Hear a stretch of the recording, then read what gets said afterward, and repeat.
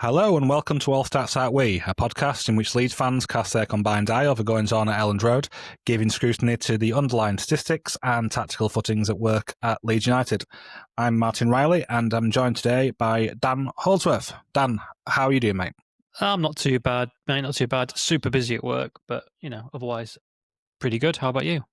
The opposite. It's pretty quiet at work at the moment, but yeah, I've had a good chill day today, to be honest. I don't work Tuesdays, so it's ideal time for me to record.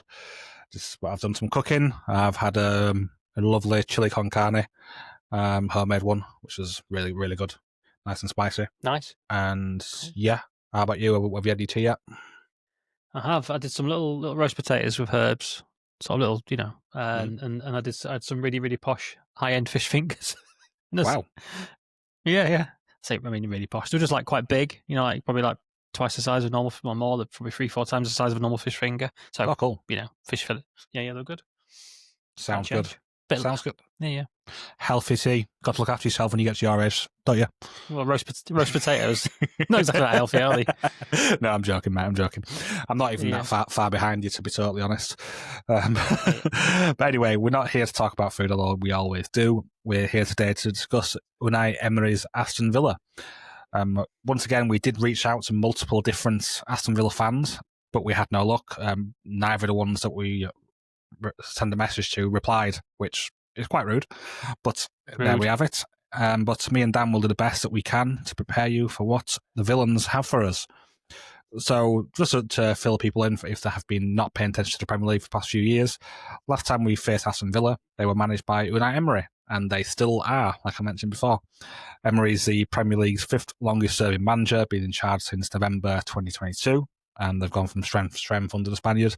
He took over from Steven Gerrard, who was doing quite a poor job, and they ended up finishing in 7th place. He really did turn around their fortunes that year, and they got UEFA Conference League football because of that. And in the season following that, they finished 4th, which meant Champions League for them. So I would assume that the Villa fans are quite liking life at the moment. Yeah, it'd be nice, wouldn't it, to be in European football. One that we came up to the Premier League in a similar sort of time frame as Villa did. So it is possible, and I'd probably say that we're a similar level of club historically to Villa, and in terms of backing and club size, whatnot. So with a decent manager at the helm, anything's possible. But that's it. Okay, we want to talk through their recent form, Dan, how they've been doing this season so far. Yeah, so they had a really bad start. They looked proper grim, really, really bad at the start. So they had no wins from the opening 5 games. And didn't they score for about 4? Didn't they score the first goal after 4 games or 5 games? I vaguely remember. I believe so, yeah. From what I've got here, in the first opening 4 games, they didn't score a goal, and the final did against Sunderland. Yeah. And that turned it around. They scored a goal, and then the form improved, didn't it? So so the drew, lost, drew, and then they went on. So that's the first 5 games, like 3 points from those 5, 1 goal scored. What's that? 1, 4, 5 goals conceded. So a really bad start. And then they won 4 on the bounce, lost 1, and then won 1. Yeah, so 5 out of the next 6 games. So, and that's against some good teams as well as Fulham, but Fulham and Burnley they beat, not so good, but they beat Tottenham, Man City, lost to Liverpool, and then beat Bournemouth. So, they've beaten some strong teams there amongst that good run. So they're kind of coming to us probably quite chipper, in good form, and pretty happy with their season so far. In terms of results, and they've also got some European wins amongst that lot as well, beating Feyenoord and Maccabi Tel Aviv amongst that lot as well, which obviously helps. Bologna they beat as well. So it's just, generally speaking, it's good results for them right now. They're on form. I noticed how you said results in kind of like open brackets there, kind of thing. Would you say that there's anything going on with their recent fixtures which is worth noting? Well, they just go by the XG, and they're like the shots faced versus shots against. A lot of very even games. They're just coming out on top quite heavily. So the last game they played, they beat Bournemouth 4-0. Villa put 1.7 XG to Bournemouth 1.6. Villa had 51% of the possession. So it just, everything about the game, apart from the scoreline, screams even, but they won 4-0. So there's a lot of that going on. They beat Man City off an even, the 0.8 XG versus 1.2 that Man City put up. Beat Tottenham when they nearly put 0.3 XG up, where Tottenham put up 0.9 and beat them 2-1. They beat Burnley, got 2 goals off 1xG, or 1.1, so to say.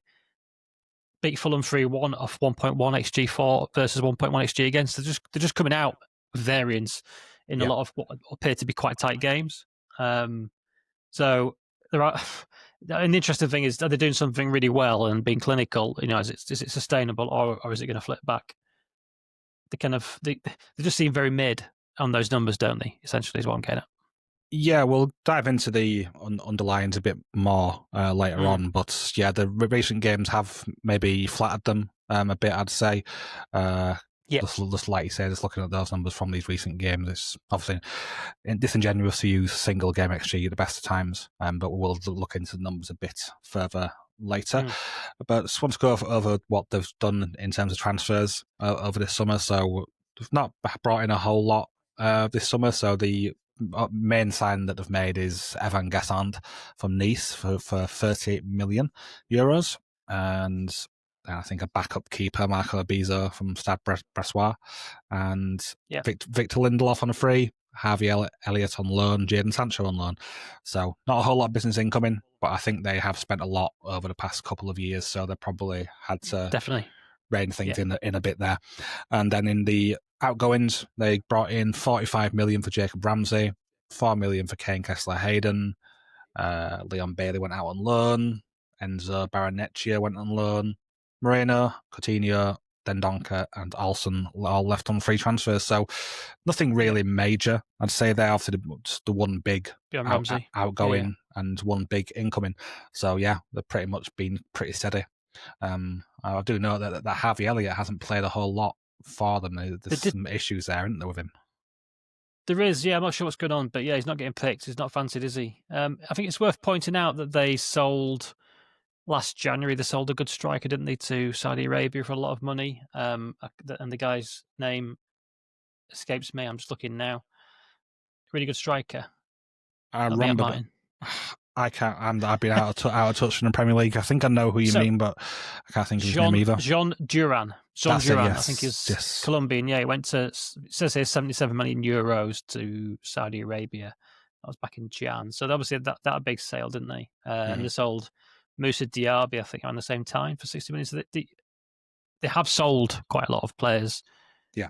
Which kind of made me surprised that they didn't have the headroom to buy players this summer in a big way. So I think the squad has been chipped away a little bit over 2 windows rather than just this one. Yeah. I would guess that there maybe is quite a lot of wages being used up with the loan of Jadon Sancho and Harvey Elliott. I imagine they'll be on low amounts of money. But I think they have one of the worst income to wage ratios in the Premier League, Villa. I think they spend a lot of money on wages. I think it's really, really high, like 90%. I can't remember exactly, but I've seen figures bouncing around. It's one of the worst ones, or one of the highest ones. So that does not surprise me. Like I said before, they're a similar level club to us, so there's only so much a club can sustain in terms of the backing and the money they receive from overheads and whatnot. But away from the squad and the financial bit, now we'll get into the good stuff. So would you walk us through how it is that Villa set up in possession, how they look to create chances, please, Dan? Yeah, they're sort of usually listed on the tactics websites as like a 4-2-3-1. You could also call it a 4-4-2, really, with Rodgers, who's the 10, sort of playing like a second striker. But yeah, essentially play out from the back with like a 2-4 build up. The fullbacks push on quite high. They'll have a couple of centre mid. The double pivot centre mid will sit deep and be available for central progression. And what happens is the wingers tend to tuck in and become like wide 10s or extra centre mids. It becomes like quite a narrow midfield 4. Or you could almost call it a 4-2-2-2. A little bit like we used to see under Red Bull, and Rodgers from 10 would push forward and the wingers would push into that kind of side 10 space, and that would leave space for them to play the ball out to the fullback. So the wingers would drift in and drag the opposition fullbacks out of the way and clear a path to the fullbacks. That's quite a common way of just building up. So you'll see like Buendia, for example, on the left. I think he's playing mostly these days. On the right, whichever around, and he'll drop, and he'll try and drag the opposite winger across so they can ping the ball out to the left fullback. And then they really progress forward quickly that way. And then because they have that number superiority in the central areas, the fullback is able to play in and combine with like a spare player in the central area and progress. And what they do, they're not shy of going long. They've got Watkins and Rodgers, who are both quite similar in terms of build. They're both kind of north of 6 foot, athletic, can move pretty well, can both run in behind, can both drop deep. So you'll find one of them drops in to receive and the other one will spin in behind. You'll see often Watkins dropping in to receive a ball and Rodgers, the 10 or the second striker, will charge behind like an old-fashioned centre forward pair, really, for the long ball. So they do a lot of those kind of combinations if the long ball is on. So I would say they're kind of like a mixed build-up. Happy to build, pass across the back, and then ping it out to the fullback. Or if there's nothing on, they've got like pretty good methods for going long and turning the opposition with quite quick centre forwards or quite quick 9 and 10 running behind. Yeah, that all lines up with what I saw as well. I will note that I was going into watching Villa expecting more of a transitioning team, because that's the image I had in my head of Unai Emery from when we was last in the Premier League. And I guess that he's maybe trying to possess the ball more these days, with the level of the squad being where it is now. It's a pretty high level squad, I'd say. The good value for around the European areas of that, either Europa League or pushing the Champions League, that kind of area with the level of squad they've got. So it did surprise me, though, that they were trying to possess the ball. The game I watched was against Man City, and they were trying to actively play through the press rather than going over it, which was quite interesting to me, because I wouldn't normally have expected that be the sort of thing that Emery would do against City, but they had a pretty even amount of possession. I know City are a bit different this year, as the fact that they're not as bothered about possessing the ball these days. It's quite interesting stuff going on at City at the moment. I'd highly recommend a podcast which John did recently. I think it was in the aftermath of when Man City beat Liverpool, and they was talking about the way the Tifo, City, the Tifo pod, it was good. I listened to that. It's a good one. Yeah, exactly. So it was interesting to me that Villa were trying to keep the hold of the ball and were trying to play through the press rather than going long, when they do have players who can go along and find those sort of passes into wide areas, that kind of thing. So it was interesting to me that they're looking to possess the ball that bit more. So maybe it's different to what we maybe will have been expecting a few years ago from an Emery-led side. But what about the other side of things, Dan? How about out of possession? Do you notice anything interesting in that area? No, it's very much a mid-block, 4-4-2 mid-block, occasionally push up and squeeze the opposition. But I think, generally speaking, they like to set traps. Against Man City, I think they were happy to drop into quite a low block at times and really be compact. They have that capability. The two centre mids will really drop in front of the centre backs and be really, really compact, and the wingers will tuck in tight. So they do have a very good compact low block when they need it. But I would say, generally speaking, it's just kind of 4-4-2 out of possession. The wingers will occasionally push up alongside to make it a 4-2-4 press on occasion. But mostly the wingers are kind of in between the fullbacks and the centre mids, trying to block those lanes off and trying to block central progression, I think is the main point of those guys. Nothing particularly out exciting, but pretty well organised. Pretty, to cover the spaces pretty well. I think Emery's a good coach. He knows his out of possession setups.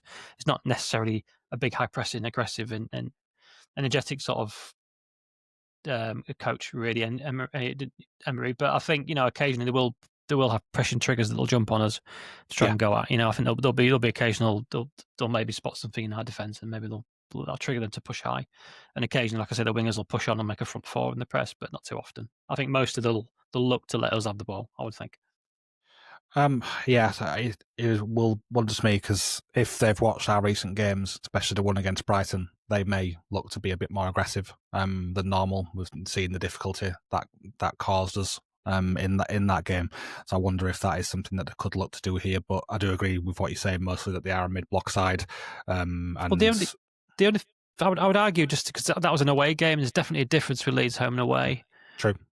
So I wonder if they'll be less inclined to come hard at us at Elland Road. They might just try and frustrate and make it frustrating grain, try and turn the crowd against us, that kind of thing.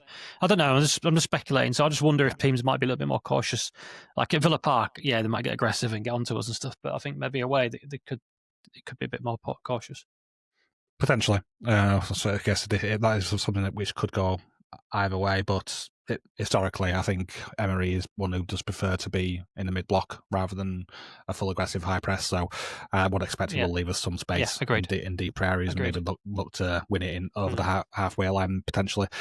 And just looking into the next side of things, do you think there is anything that he'll do differently against us? I don't think there would be anything that he'd adapt majorly over than the out of possession a little bit. But would you think it'd be much? No, I think they'll be looking for cutbacks from wide areas from the fullbacks to on-rushing players that we don't pick up, and they've got McGinn, Buendia players like that, Rodgers, even maybe Anana, players that will look to arrive late, and I think he'll have spotted that, and I think that's what they'll try and do. So, and that's been a weakness of ours recently. So I would fully expect them to try and work it wide with the fullbacks and looking for cutbacks behind the forwards and for players running on.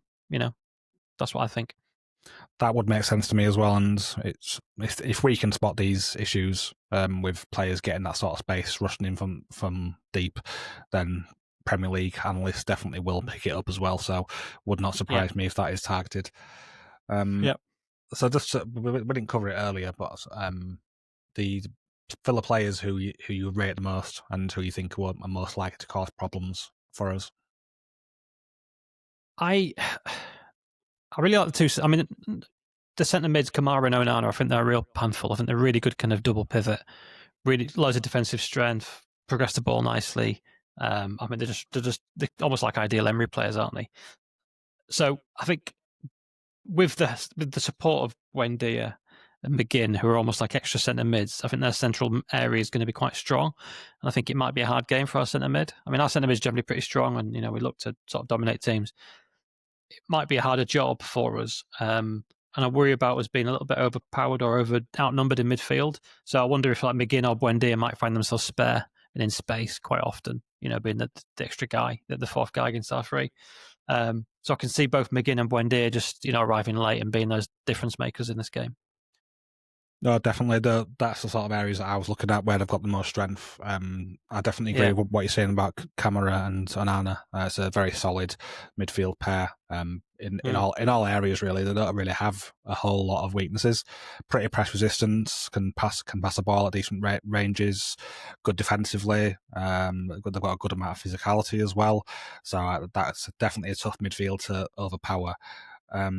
And I have not really paid too much attention to him, even though he has obviously been called up for England. But Ezri Konsa, I thought was excellent in the game against Man City. He was doing a really good job of dealing with the press, which City were putting him under, especially after Villa scored. That City went quite aggressive with the press, and Konsa dealt with it really superbly. Just calm under pressure, getting the ball out, not rushing things, not going long, and yeah, he's a top player. I would say I really rate him. Yeah.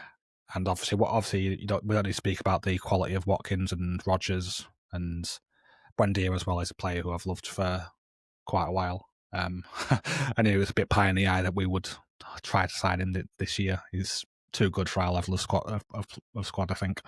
But yeah, well, that's enough about the players now. Oh, no, it's not enough about the players. Next question about the lineup. My bad. So, who do you think is most likely to play in this one? I know they've got maybe some doubts for players there. I think, is it Konsa and Onana doubts? Yeah. I mean, if in a normal week, the team would be unchanged, wouldn't it? It'd be Martinez in goal, Cash, Konsa, Torres, Digne. That'd be the back four, wouldn't it? I think we agree. Kamara, Onana, the double pivot. Rodgers at 10, Watkins at 9, Buendia, McGinn supporting. I think there's a world where Tielemans comes in for Onana, perhaps if Onana's tired or knackered or got a little niggle from international duty. Again, Konsa, if he's tired, injured, who would come in for him? I'm not too sure. Mings or Maatsen, I think. Yeah, Maatsen. Is he playing? He's left back, isn't he, Maatsen? He can play a centre back as well. Centre back these. Yeah. So yeah. They've got Diego Carlos, haven't they? I don't know. Has he played much? What's happened to him? Anyway, yeah. So I suspect. I think this good run has been a really settled team, hasn't it? And it's been Onana, Kamara in midfield. It's been Rodgers, Watkins up front. Buendia, Mings. It's this unbeaten run is that 11 basically. I think he'll do everything possible to put that 11 out again against us. It is Sunday, so there's a reasonable chance the players are all getting back today. So they've got a decent amount of time to prepare. 3-4 sessions. So unless there's injuries, I would think it'd be unchanged. Yep, that is my feeling as well. I don't think Emery's the sort of coach to experiment too much when he's on a winning formula. No. Similar to Fark in that sort of respect, but in his case, his first team is very very good. But moving on now to the data, and so the first ones I noticed was the XG is the second worst in the league. So really poor amounts of XG they're putting up. They've only put out 9.36 XG, but they have overperformed that and scored 13 goals from that. So it's a good near 4 goals overperformance there from that. And even that's not a whole lot of goals by this point in the season for a club who finished in Champions League spot last season. And the set piece XG is fifth worst, 2.87 XG from that, and they scored 5 set piece goals. So nearly double the amount of goals from the XG that they've got from set plays. So they're just overperforming everywhere in both XG and XG against. So the XG against, the 10th for XG against, 14.52. They've overperformed that and only conceded 10 goals. So that as well. Same for the set piece XG, 6 for set piece XG, 4.8, conceded 4 goals. Not as much of a overperformance there, but still the overperforming at both ends of the pitch, and I think there's only so long that can continue. So maybe they are looking better than what they actually have been. I'm not saying that this is one that we should definitely be beating because they've still got a very good squad. But then the other bits of data I found that was interesting, the pressing data, the PPDA was 9th lowest, mid-table, which was pretty much what I expected from a mid-block, 12.2 PPDA. High turnovers, 8th lowest, 6.7. Shot ending high turnovers, 10th highest. And they've got 11 shot ending high turnovers, 1 goal scored. So nothing massively interesting really in the pressing data, pretty much what we expected to see in that sort of area. But like I said before about the possession, they've got the 5th highest possession in the league, which definitely surprised me. But they do actually have more direct attacks than they do build-up attacks. So I think they maybe still lean towards transition as being the better source of goal threat. And because that's what Emery's best at. And I think they are very well coached at transitions. That's how they scored against City in the one I saw, that very good transition. And then a set piece from that transition and scored from the set piece. So they definitely got threats in both areas. So I think it's interesting to see how they decide to do against us away from home. Yeah, I mean, just for context, I was looking at their XG numbers for the listener. Like Aston Villa's XG against across the season is pretty much identical to ours, but they've conceded half as many goals as we have. Their XG4 is lower than ours, so per game they're putting up quite a bit less than us. So, but otherwise the stats look very kind of midi, don't they? Like mid-table. They just kind of look like a mid-table team apart from the XG numbers. So like I say, interesting to see how that comes out in the wash. Yeah, I do definitely think they aren't quite as good, these performance and levels of data-wise, than they are with the actual goal scoring and goals preventing.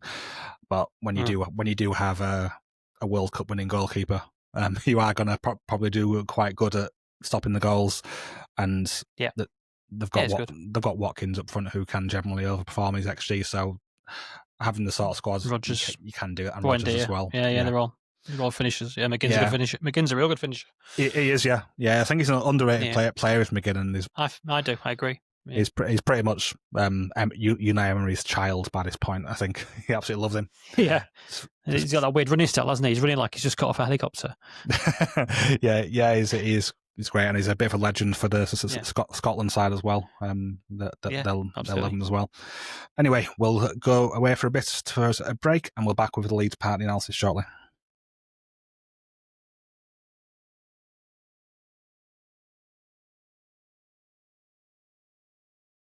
Okay, so first of all, on the Leeds part of our analysis, are we expecting any changes to our lineup, either in terms of personnel or shape?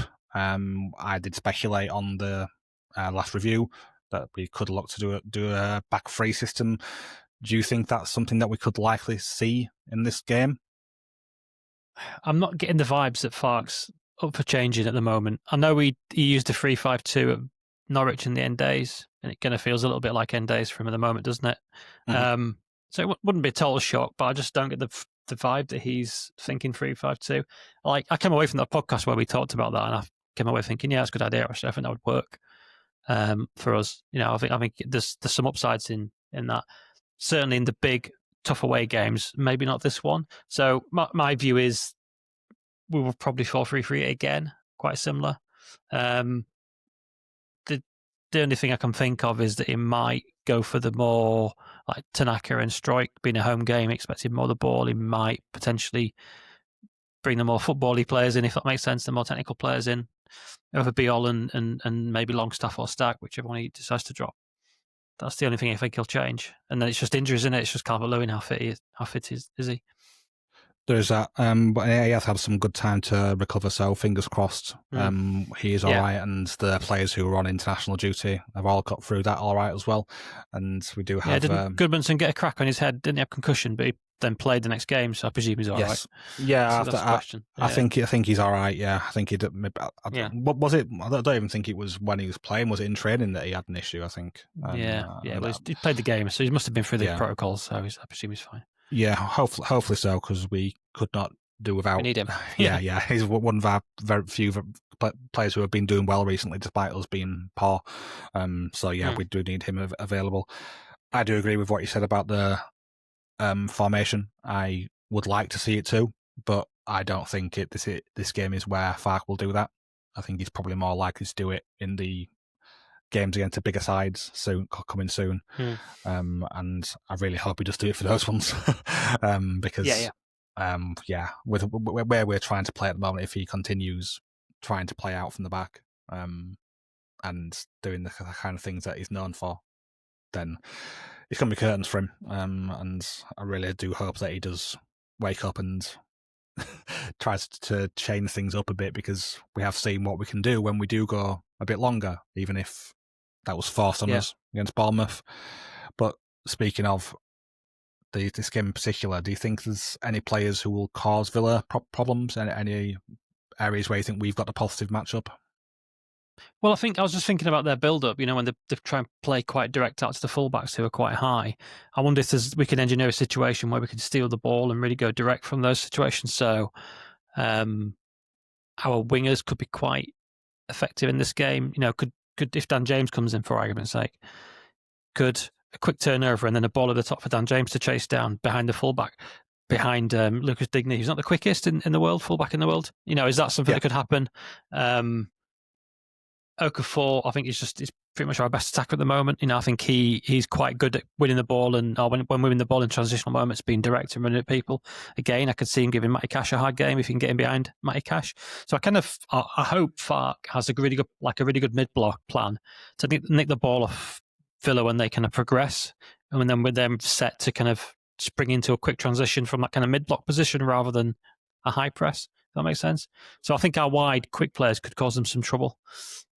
And I think Calvert-Lewin, if he's fit, always causes trouble aerially if the ball's good enough. So if we can engineer good long ball situations, even Concert and Torres, who are good centre backs, like we said, I think Calvert-Lewin gives anybody a hard game in that respect.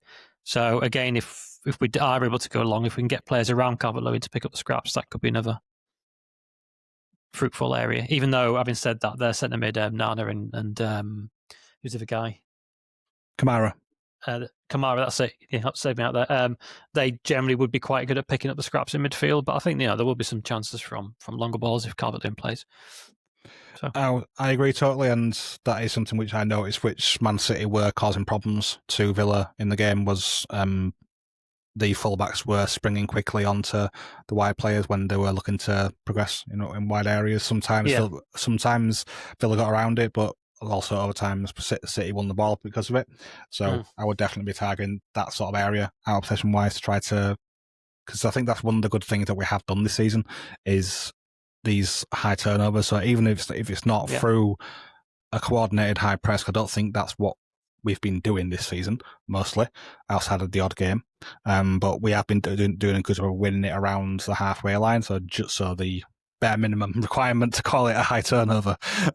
So I think it's kind of like, the aggressive mid press is the way to go, isn't it? It's like when we play mid block and then go aggressive when it comes into that zone. So it's almost like aggressive but mid, if that makes sense, is the way to go, I think. Yeah, it's when we kind of do that kind of thing which is in the middle, where it's high but not very aggressive and just passive, that we've seen in some games recently where just hasn't really worked, and you just need to get those pressing triggers right, and that's something which I'm hoping they've worked on, because I know Villa is a pretty good game that you need to get your out of possession shape right, because they do have some nice rotations in wide areas. So we're going to have to pray that we've worked on some things, even though most of our players are away on internationals. So not really a whole lot you can do during the international break, really, is there? But there's not another one of those till March. So that's also a nice thing. And also, outside of what we've already discussed, do you think there's likely to be any changes in this one, either in or out of possession? Do you think Farke is going to wake up? No, I think it's too stubborn. I think we'll see more of the same. We might see tweaks to the press. He has tweaked the press. He's not as stubborn about his press. But I think he's been stubborn with his build-up. I think there's a chance he may bring in, like, say, Struijk and Tanaka, which will help a little bit because they are more technical and better at that. So it might not look so disastrous if those two players come in. I still don't think it's the right method to play. Mm-hmm. I'd stick with the physical lads and play direct. That's what I'd do. But, what do I know? I'm just podcasting. Exactly, we are. But for what it's worth, I do agree with you. I don't think that there's likely to be any massive changes, especially with it being at home. I think Farke will go with what he knows. And and if he's going to do that, then start Tanaka, start Struijk, just get you guys in there who are your most press resistant, and then that will help and make things easier, because Yakabiol is not a guy who's suited for that kind of football, in my opinion. He's better suited for a team who will play like an actual relegation battle inside. He's suited to be that guy. He's not suited to be a guy in a high possession team like the way that Farke wants us to play. So I'm hoping that he does change it, but I'm not expecting that to happen. I've been burnt too many times on that front so far this season, so I've learnt my lesson. And finally, what will this game of football look like, and where will it be won or lost, in your opinion? Well, it's a Sunday 2:00 game, so they can be a bit dour sometimes. The atmosphere's a bit lacking, so it might be one of those ones that's a bit steady and a bit slow to get going, and a bit like low scoring, tit for tat. So I can see it being quite a tight game. I think Villa have been more than happy to come and keep it tight and just look to pick us off in moments rather than really come at us. I don't think Emery's a gung ho coach anyway. I think we're not attacking that well at the moment, so that'll just, even if we have the intent to attack quite aggressively and want to take the game to Villa, we're not that good at that right now. So I think it might just even itself out as a pretty low margin game. Don't be shocked if it's just won by a goal either way, or it's a 1-1 draw or something, or it's a nothing game that Villa win 2-0 with 2 attacks, sort of thing, that kind of thing. It just feels like that kind of game, low margin game that's won by a couple of moments here and there. Don't be shocked if it's 0-0 at half time and nothing's happened. Maybe it's decided, and with a slack moment in the second half. Either way.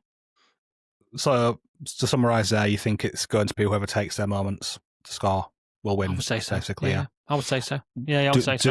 Do not disagree with that. That's pretty much what I was going to say. Yeah. I think it could look low margin stuff. Yeah. I think in a lot of respects it could look similar to the Spurs game that we had. Yeah. That's pretty stylistic. Yeah, because Spurs got lucky, scored off their 2 real chances, and then won pretty comfortably, even though we had probably the better chances of the game. So I'm hoping that's not the way it goes, but it has potential to do that. Either way, there's not going to be a whole lot of XG created for any one side in this one. And it'll be 0.6 versus 0.8 or something. Oh, I hope not. Just finally, I'd want to say that I did reiterate this on the review of the last game, but I do feel this is a massive game for Farke's likelihood to keep hold of his job. Even though you wouldn't normally look at this game against Villa as being a game that we should win, because of the circumstances we find ourselves in and the run of games we've got coming up. This is the main game where we should be picking up some points, and I do think that it would be quite bad for Farke if we did lose comfortably, if we weren't at least competitive in this one. I could maybe see a draw saving him his skin as long as we put in a good performance and we were better than we've looked recently. But if he gets it massively wrong and we lose heavily, there's a very good chance he doesn't keep his job for much longer afterwards. But that's a very happy note to end on. Well, happy depending on your outlook of that being a good or bad thing, I suppose. Just a quick reminder, the website for our Patreon is patreon.com/ASAW Patreon. And a reminder, we donate to the Leeds Food Bank. If you want to, you can. Their website is leedsnorthandwest.foodbank.org.uk. We also have a YouTube channel which we've been putting videos onto. So if you want to like and subscribe, that would be a massive help. And yeah, just go on there, give it a subscribe. You don't even have to watch it if you don't want to. Just subscribing to it helps out. Doesn't cost you anything either. So go and do it. So all that's left for me to say is thank you very much for Dan. No worries, mate. Cheers. Thank you to our dear listeners and watchers. We'll be back soon with our bonus pod, which was going to be a bit earlier during the international break, but it's going to be recorded on Thursday and should be out Friday. And we'll be back after that to review the Villa game. But for now, thank you for listening, and we hope you enjoy the game. Bye-bye. Bye.